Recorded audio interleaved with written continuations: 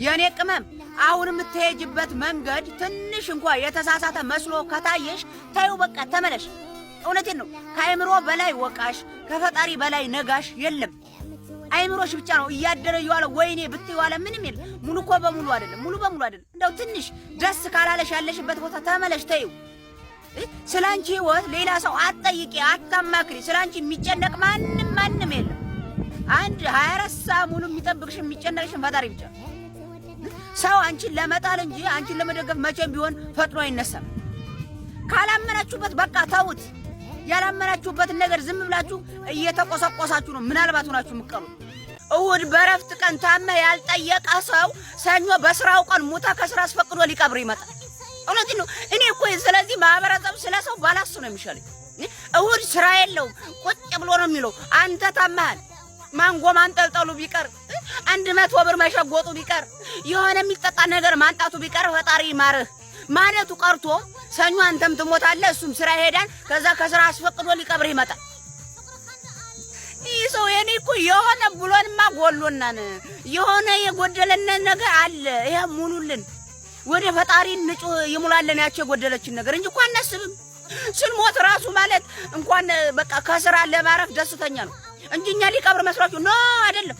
ምክንያት አገኘ ሰበብ አገኘ። እንደው አንድ ሞደው ጓደኛ የነበረ በቃ ምናምን ብሎ ከስራ ሊያርፍ ከዛ ፀሐይ ደበደበነ ቶሎ ቀብረን እንመለስ ብሎ ንፍሮውን እየቃመ ሊውል ማለት አሳማ ሁላ እንዴ ትባቀብሩኝ ቢቀር እናት አባቶች በቂ ናቸው እኔን ለመቅበር እደፈናለሁ። አለቀ። ምንድነው ከዛ ውጭ ምንድነው ትርፉ እንዴ?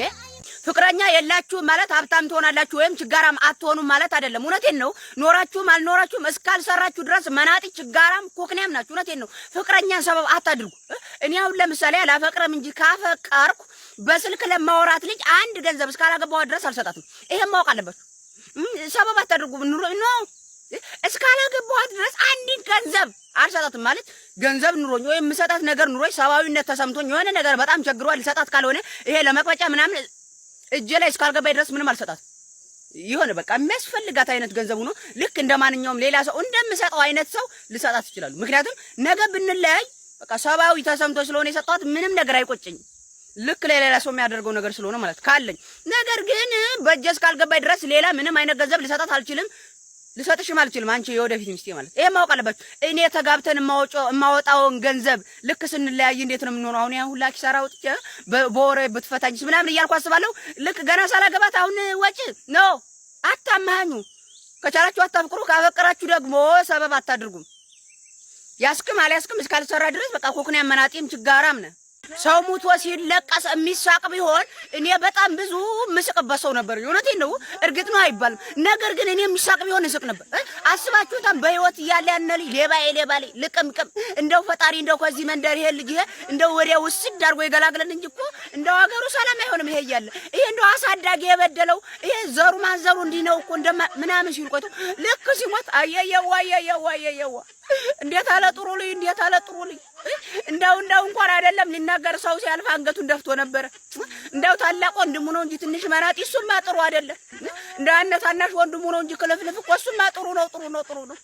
እንደው የፈጣሪ እንደው አለው ነገር እንጂ የዋሆቹን እየመረጠ ነው የሚያነሳው። ያንሳችሁ በሽታ። እኔ ሲጀመር የሆነ ነገር እኮ ተምታትቶብናል። ጤነኛ አይደለንም።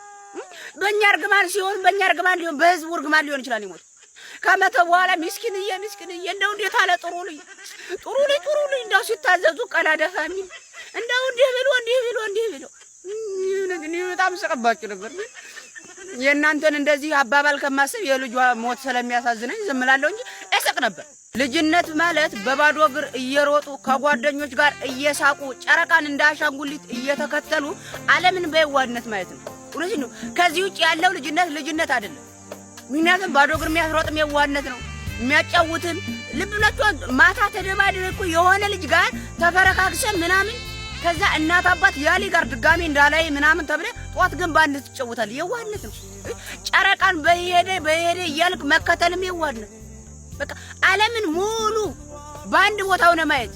ከዚህ ውጭ ያለ ልጅነት አይደለም። እሰቡ ልጅ ነኝ አትበሉ። 7 ዓመት ተገትራችሁ እኔ እኮ ገና ልጅ ስለሆንኩ ነው። ልጅነት ያኔ ገና ጭቃ እየደፈደፍሽ ሳለ ቀረ።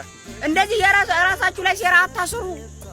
ዝም ብሎ ሀያዎቹ ገብተው ሁላ እኔ እኮ ገና ልጅ ነኝ ልጅነት የሩጫ አልጨረስም እንጂ እናኔ ለሩጥልሽ ድዳም እውነቴን ነው። ያኔ ቀረ በቃ። ከዚህ ጫማ ሰክታችሁ ኃላፊነት እስከወሰዳችሁ ድረስ የእናንተ ኑሮ ማንም አይንተራስላችሁም። በራሳችሁ ኑሩት። ኋላ ምርግት ነው የሚሆንባችሁ።